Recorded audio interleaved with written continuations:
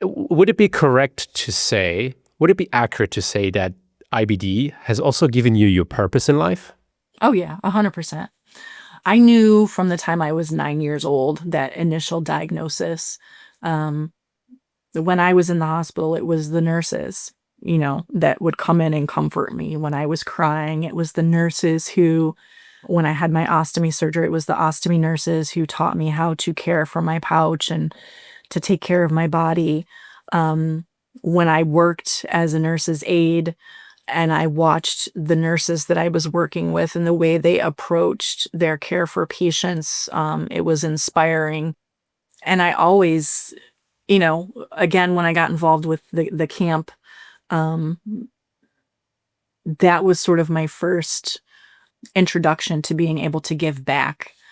And all of it just cemented in me that I really wanted to be able to take my experience and try to make someone else's road easier, right?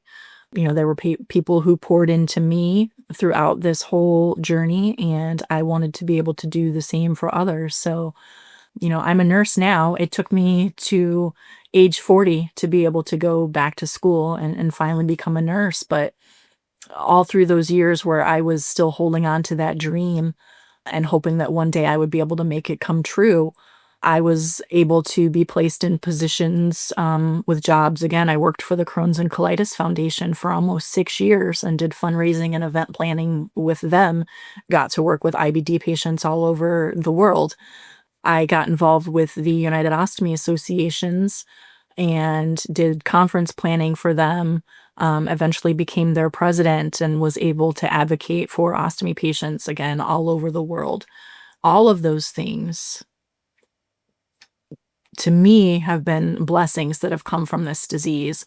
The ability to give back, but also the relationships that I've made along the way that help sustain me, when things get rough for me. So yeah, definitely has given me my purpose. I've been very, very blessed that my vocation and my avocation have collided, in pretty much every job that I've had.